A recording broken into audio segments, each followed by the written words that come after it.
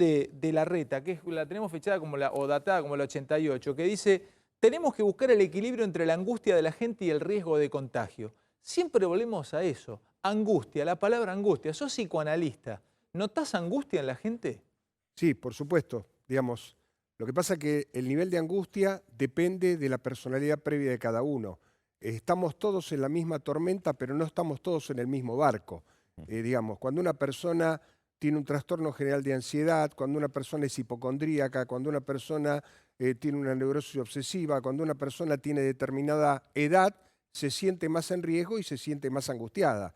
La gente joven en general se siente menos angustiada frente al riesgo vital que supone el coronavirus. Y entonces uno tiene que saber interpretar la circunstancia vital de cada uno y la personalidad previa que lo condujo o que le implica atravesar esta situación. No es lo mismo para cualquiera sentirse indefenso, no es lo mismo el que pasa la cuarentena acompañado de su familia, no es lo mismo la cuarentena para alguien que está solo. Para alguien que está Claro. solo, y no es lo mismo para alguien que es claustrofóbico y para alguien que tiene trastornos de integración social y tiene una claustrofilia. No se siente mal sintiéndose aislado, todo lo contrario, sino que para él es un alivio no tener que tener interacción social. ¿Hay gente que está feliz estando encerrada? Sí, claro que sí. Sí. Imagínate vos un Ventura. submarinista. ¿Tiene dificultades para estar encerrado un submarinista? ¿Vos te imaginás? Yo no me imagino estar adentro de una cápsula espacial pasándome 15 días con 4 o 5 personas. Sin embargo, hay gente que se mete en cavernas Pero están entrenados. Están entrenados, pero hay gente que no está entrenada y sin embargo me decís que la pasa bien estando encerrada, que no sufre el encierro. No solamente están entrenados, sino que tiene una personalidad previa por la cual se acerca a determinada actividad. O sea, ¿que hay gente con personalidad previa ideal para subsistir en esta cuarentena? Por supuesto que sí. O sea, que hay gente que quizás la pasa mucho mejor haciendo una vida casera que yendo a trabajar. Sí, no solamente eso, sino que en términos generales, todos atravesamos lo que se llama el cabin fever, el síndrome de la cabaña, la angustia de estar encerrados, que es algo que ocurrió, hace muchos años se descubrió esto, en épocas donde había grandes nevadas en la zona de Canadá, y entonces la gente se quedaba confinada dentro de una cabaña de X cantidad de días y empezaba a tener síntomas. A todos nos pasa un poco eso. Cuando uno tiene una gripe y se pasa una semana en su casa, empieza a angustiarse, empieza a deprimirse porque está confinado. Cuando una persona tiene el síndrome de la cabaña, muchos de ellos empiezan, cuando están en grupo, a tener desconfianza de sus compañeros, a tener insomnio, somnolencia, y muchos de ellos, lo hemos visto en películas, salen abruptamente, impulsivamente del encierro porque desafían las condiciones climáticas adversas y necesitan salir afuera porque tienen esta sensación de claustrofobia. A todos nos pasa un poco eso. Lo que pasa es que tenemos que pensar, me parece a mí, que ya cruzamos más de la mitad del río, o la mitad del río. Falta, no se tenemos sabe. que Hoy seguir. Kreplak dijo en... compro hasta el 15 de septiembre. Dijo, es una de las... Es decir, si le dan a elegir... Contémosle a la audiencia quién es Kreplak. Claro, Kreplak es el viceministro de Salud de la provincia de Buenos Aires. Y en diálogo con el periodista le pregunta, bueno, pero ¿la cuarentena va a seguir?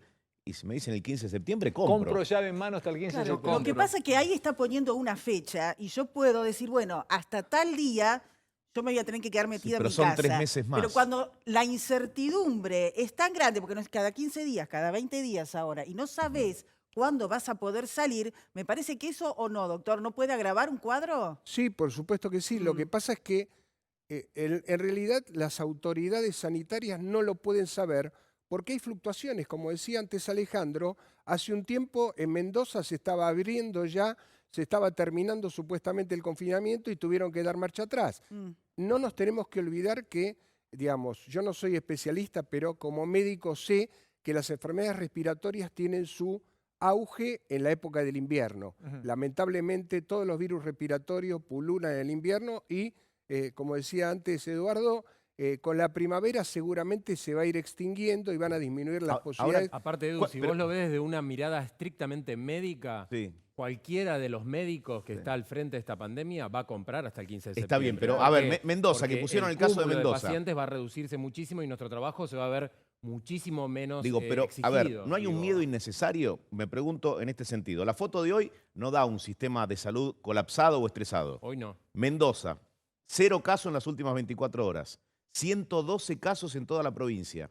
¿Sabe cuántas camas tiene de terapia intensiva Mendoza? 252. ¿Hay razones para que nos volvamos locos y que se vuelva a fase Pero 1? ¿sabes lo que pasa? hay Que una vos razón. estás luchando contra algo que no tiene antecedentes.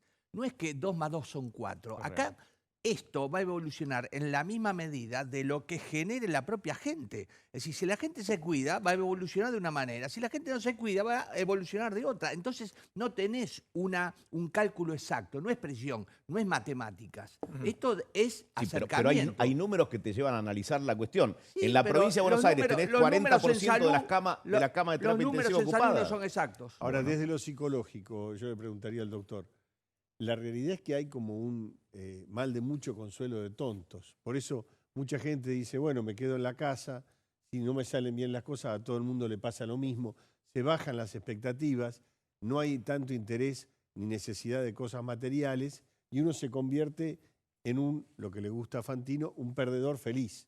Claro, el tipo está feliz, soy perdedor, todo lo que pasa es culpa del coronavirus. Los políticos dicen lo mismo, esto es funcional a todos los partidos políticos. Están todos contentos los políticos. ¿Por qué nadie les mide si la economía le va bien o está mal? Sí, Es pero decir, la cuarentena se termina. sí, bueno, pero ese es el problema. Pero Doctor, le voy a un día tratar se de, termina. le voy a tratar de responder su interesante pregunta. La casa al principio se transforma en la prisión. Nosotros gozábamos de una libertad donde podíamos disponer de nuestra vida, ir a cualquier lado, comer afuera, ir a boliches, encontrarnos con amigos, y de golpe se nos vio restringida esa libertad. Tuvimos que acostumbrarnos, o tenemos que acostumbrarnos a estar en una situación de confinamiento.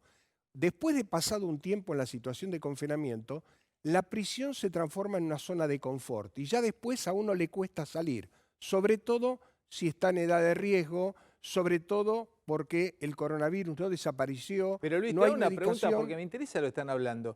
¿Cómo? ¿Podría ser que cuando esto se levante haya gente que ya no vuelva a salir como antes? Sí, claro que sí. cambias Por el supuesto hábito. que sí. Pero de verdad, o sea, que ya sí, no un vuelva a ir a comer una vez a la semana afuera, si puede, o ir a visitarlo a algún amigo. Vamos a tardar un tiempo en volver a la antigua normalidad. Un ejemplo de esto que decía, le estaba tratando de responder al doctor Alessandro, un ejemplo de esto son, y usted lo debe conocer tan bien como yo, una persona que estuvo mucho tiempo en prisión, fue condenado por un delito, cuando sale en libertad, al poco tiempo vuelve a delinquir. ¿Por qué? Porque la cárcel se transformó en su zona de confort. Para él es muy difícil integrarse socialmente, es difícil, ya perdió su familia, no encuentra a sus amigos, no puede volver a trabajar y entonces en la cárcel tiene techo, tiene amigos, tiene comida y a lo que a nosotros nos parece increíble, como para alguien la prisión puede ser su zona de confort.